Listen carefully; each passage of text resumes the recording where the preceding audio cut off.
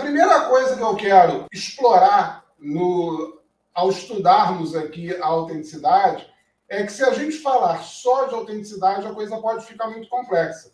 Então, eu separei aqui alguns conceitos, né, alguns subconceitos, vamos dizer assim, da autenticidade, para que a gente possa, inclusive, fazer um trabalho de autoanálise, fazer um trabalho aí de autoconhecimento e até tomar decisões, às vezes, diferentes, em momentos diferentes e em situações diferentes. O primeiro que eu quero citar aqui é o que eu chamo de autenticidade pessoal.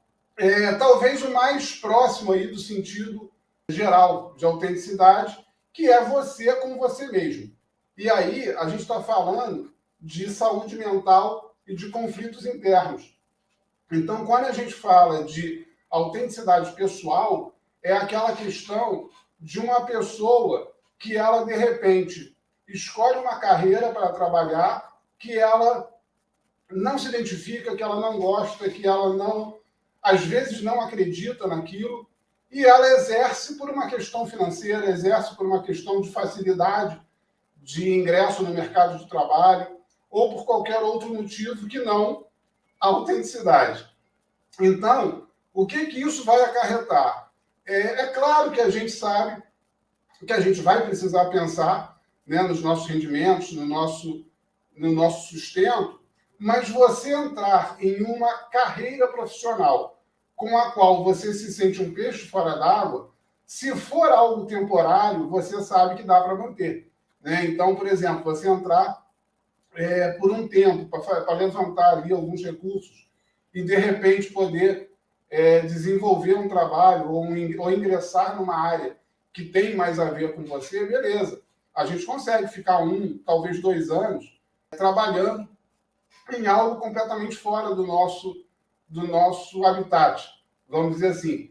Mas tentem imaginar os malefícios que vocês vão trazer para a saúde, inclusive, principalmente para a saúde mental, você ficar nesse ambiente completamente inóspito por 40 anos, por 30 anos ou por uma vida inteira. É muito complicado. Então, quando as pessoas insistem nesse tipo de comportamento, isso causa ali desequilíbrios emocionais, ansiedade, estresse e uma série de problemas que são decorrentes da ansiedade e do estresse, principalmente. Então, a gente associa que ele está com úlcera por causa do estresse, ele está com úlcera por causa de um excesso de ansiedade. Sim, mas e essa ansiedade? Muitas vezes ela vem de uma insistência em permanecer dentro de um comportamento que o interior dele não aceita, mas o gerente dele não aceita, mas o diretor impõe. Então, aqui a gente fala de autenticidade pessoal. Autenticidade relacional. Essa é como você se relaciona com o outro. É como você coloca a sua honestidade na relação com o outro. Só que essa relação com o outro aqui, eu estou falando com um outro próximo, muito próximo. Então, a gente está falando aqui de um cônjuge, a gente está falando aqui de família, está falando aqui daqueles amigos ou colegas de trabalho que convivem ali, né, intensamente no dia a dia. Porque essa é uma relação em que você precisa, como eu falei, né, lá em cima, muitas vezes revelar algumas fraquezas, né, no relacionamento interpessoal. Você não vai vestir uma armadura o tempo todo dentro da sua própria casa, quando você é casado, por exemplo. Então, aqueles pontos fracos, aquelas suas vulnerabilidades, elas precisam ser trabalhadas, precisam ser expostas, até para que haja uma relação ali harmoniosa, uma relação ali saudável. A questão de impor limites, né, de ter ali os seus limites, e mais do que isso, no caso da interpessoal, de reconhecer, de enxergar os limites do outro e perceber quando você está sendo a pessoa que está, vamos dizer assim, invadindo o cercado do outro. Então, a autenticidade relacional gira em torno disso.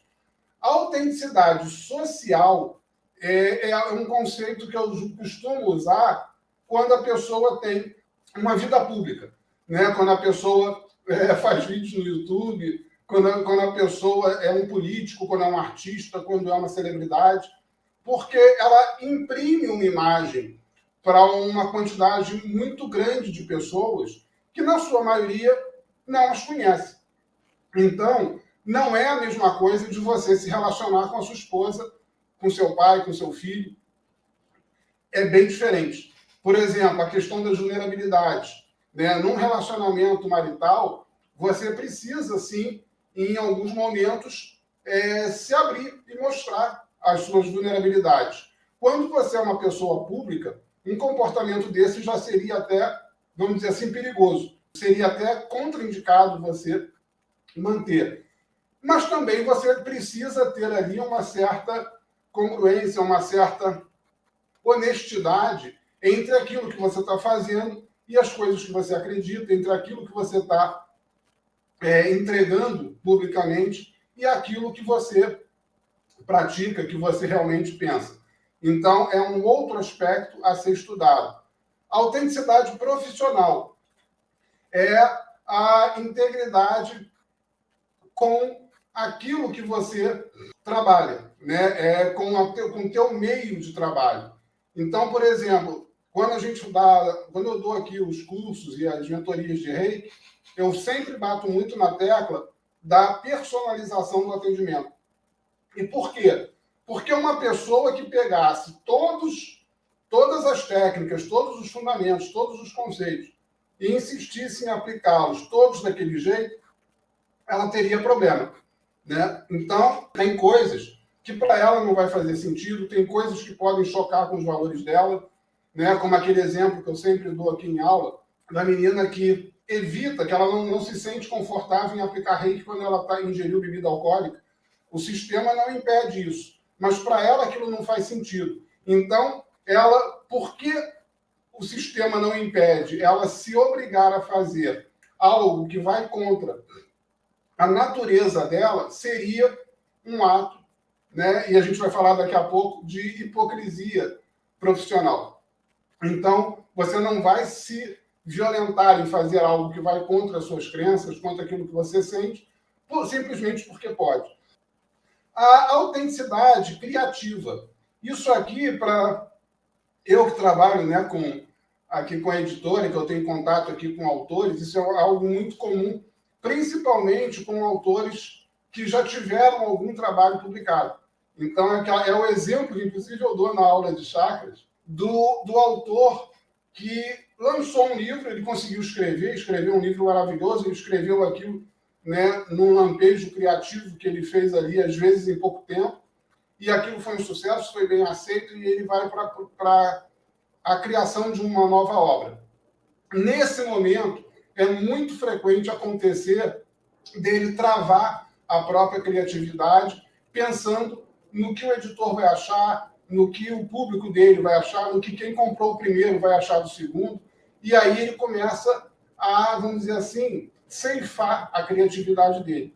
Então, ou no caso, por exemplo, de um músico, né, que gosta, vamos dizer, de rock, que gosta de um rock mais pesado, e por uma razão comercial, ele começa a trabalhar, criando e trabalhando ali com músicas que não tem nada a ver com ele, uma música completamente diferente. Ou o contrário, alguém que gosta de uma coisa mais suave, que gosta de uma coisa mais serena, e como o mercado está consumindo muito rock pesado, ele então começa a fazer aquilo por razões comerciais. Isso é outro aspecto que também pode complicar muito aí a inspiração, né? Eu já falei muito aqui sobre inspiração e intuição, pode prejudicar muito a inspiração, pode prejudicar muito o processo criativo dele. E não vou deixar de falar, é claro, né, da autenticidade espiritual. E isso é uma coisa que, à primeira vista, a gente pode estranhar quando eu pego o aspecto inverso.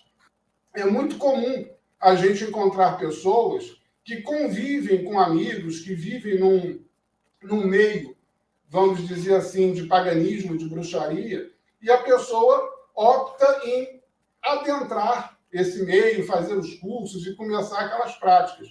E ela, lá dentro, o interior dela, tem uma natureza cristã, tem uma natureza budista ou de alguma linha religiosa diferente. E ela começa a ter conflitos, ela começa a fazer ali uma série de forçadas de conceitos e tenta misturar conceitos sob o título de sincretismo, e muitas vezes isso apenas mascara um conflito de autenticidade. Ou o contrário, uma pessoa que viva no meio, né, de religiões monoteístas, de religiões da religião cristã, por exemplo, e ela tem uma natureza mais esotérica, tem uma natureza um pouco mais pagã, mais ligada aí a práticas de natureza, mas ela tenta se comportar, tenta se encaixar naquilo que é socialmente aceito, e esse socialmente aí é na sociedade na qual ela está inserida,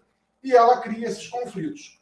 Tá? Então, isso aqui são só algumas ilustrações que eu trouxe para a gente perceber que o comportamento autêntico ele muda com bastante frequência. Mesmo dentro de um assunto só, vai ter um momento em que você precisa adotar um comportamento talvez um pouco mais rígido, um pouco mais duro, e em um momento, em um contexto seguinte, você vai ter que ser mais flexível. E o que vai pautar isso aí? O bom senso e a vida, e o contexto, e a sociedade, e a história de cada pessoa. Então, não dá para a gente levantar aqui uma receita, né, como normalmente a gente vê, né, pela internet. Olha, 5 passos para você sempre acertar com autenticidade. Não existe. É uma questão de você olhar o contexto, ter bom senso e tomar uma decisão baseada nesses, vamos dizer assim, nessas equações, nesses princípios que a gente está trazendo hoje aqui. Beleza?